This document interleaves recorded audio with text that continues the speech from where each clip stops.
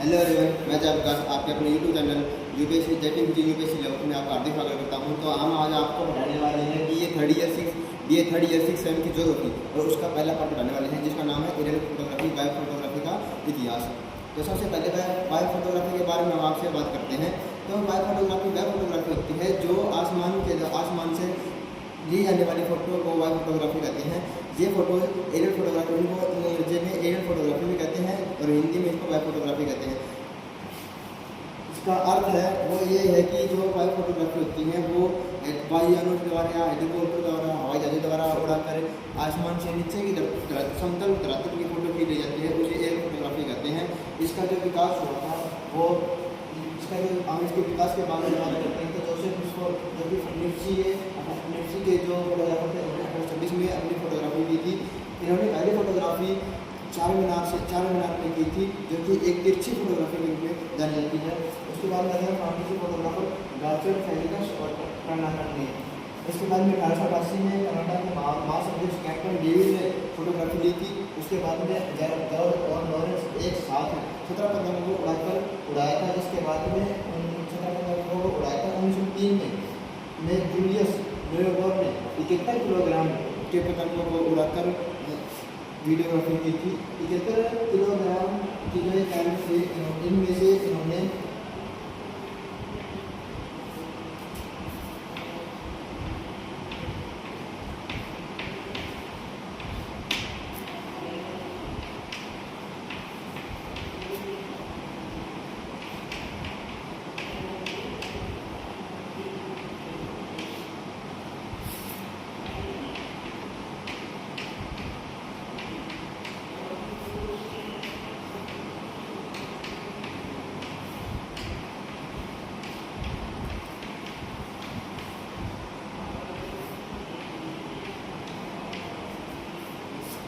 जो Julius New York है, उन्होंने 9 पतंगों में कैमरा फिट करके उन्होंने 17 किलोग्राम का भार बनाकर वायुयान में आकाश में छोड़ने के बाद में आसमान से फोटो ली थी, जिसे हम वायु फोटोग्राफी भी कहते हैं।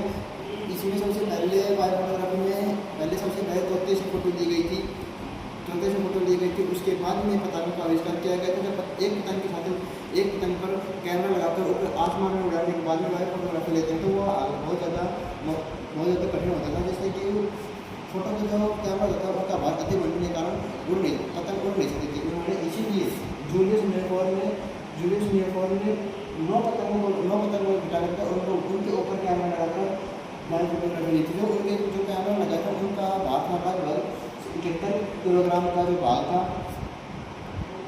था।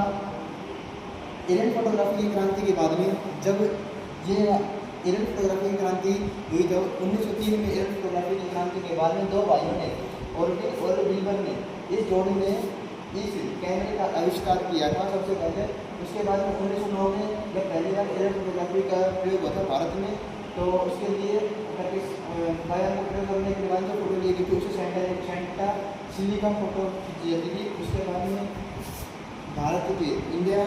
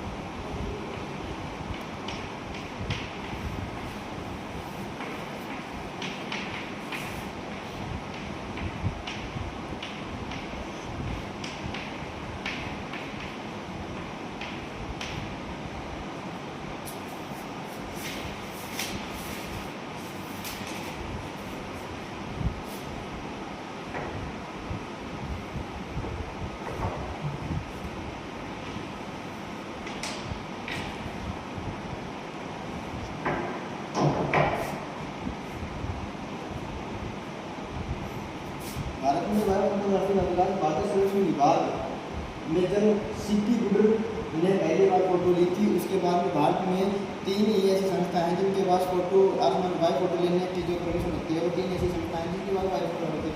सबसे पहले जो वायु फोटोग्राफी होती है वो होती है ये फोटोग्राफी, जो वायु फोटोग्राफी नाम की है।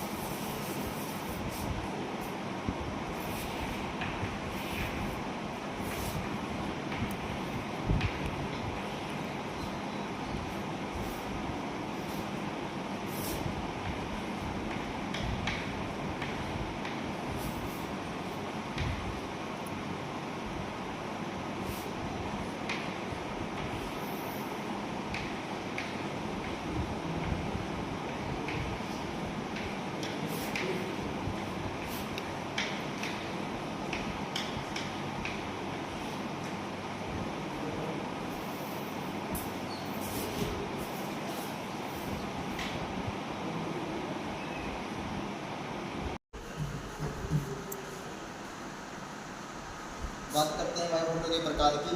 तो वायु फोटो के 3 प्रकार होते हैं मुख्य रूप से। पहला, कैमरे की अक्ष की कैमरे मापने के आधार पर। दूसरा, प्रयोग का होने वाली फिल्म के आधार पर, प्रयोग में होने वाली फिल्म जो कि फिल्मों में जो कैमरे का प्रयोग करते हैं उनके आधार पर। तो पहली जो कैमरे की अक्ष के आधार पर होती है वो ऊर्ध्वाधर होती है, क्षैतिज होती है, अल्पवितरक होती है, अतिवितरक होती है, अभिसारित होती है और त्रिकोण होती है। त्रिकोणी ऐसी होती है और जो अभिसारित होती है वो आपस में होती है। जब ये इनकी जो पहले फोटो लेते हैं, इनकी पहले नेगेटिव फोटो निकल जाती है, उसके बाद में इनको इसकी धुलाई वगैरह करके इसको रंगीन फोटो बनाई जाती है। जब हम पहले फोटो लेते हैं, किसी भी चीज़ की पहले फोटो लेते हैं, वायु फोटो लेते हैं, एरियल फोटोग्राफी में वायु फोटोग्राफी लेते हैं या फिर संयंत्र कैमरे तरीके से लेते हैं। सबसे पहले ये नेगेटिव फोटो आती है, उसको धुलाई करने के बाद में रंगीन फोटो बनाई जाती है। ये मापने के आधार पर 3 प्रकार के होते हैं, बैठ मापनी, मध्यम मापनी और लघु मापनी। ये बैठ मापनी, मध्यम मापनी और लघु मापनी में ये होता है कि ये जब आप ऊपर आसमान से जब कोई वायु फोटोग्राफी लेते हैं या फिर कोई फोटो लेते हैं, तो उसमें सबसे पहले ये देखा जाता है कि एरिया कितना घेरती है, क्षेत्रफल कितना घेरती है, और जो जिस स्थान की फोटो खींचे तो उसमें से ऐसी आएगी। तो ये स्थान है। अगर इसमें ये बड़े बड़े जो ये हैं टावर की, अगर ये ब्लैक रंग के दिख रहे हैं तो ये जाहिर सी बात है ये पहाड़ हो सकते हैं। अगर इसके बीच में कोई ऐसे कोई जो झरना बहता है, उस झरने करता है या फिर तारा वगैरह बहता है, उसमें से एक ऐसा प्रकार जो ऐसे आ रहा हो, ऐसे ऊपर से निकलता होगा, तो ये जो पानी का जो वाटरफॉल होता है वो मार जाते हैं। इसमें ये नेगेटिव फोटो में या वाइट फोटो में दिखाई देते हैं, ठीक है। और इसमें ये दिखाई देता है कि ये कितना क्षेत्रफल घेरती है और उसमें से जो जिसकी समान की फोटो खींचते हैं वो कितना छोटा दिखाई देता है और कितना बड़ा दिखाई देता है। लघु मापनी इसकी और फिर होने वाली फिल्म के आधार पर श्याम सफेद अवतरक और रेडिंग, जैसे कि हमने पहले बात की कि किरण कोण होती है और ऊर्ध्वाधर में, तो सबसे पहले नेगेटिव फोटो आती है, उसके बाद में डिवाइड करने के बाद में रंगीन फोटो आती है। ठीक है, आज की ये हमारी क्लास थी। थैंक यू, धन्यवाद।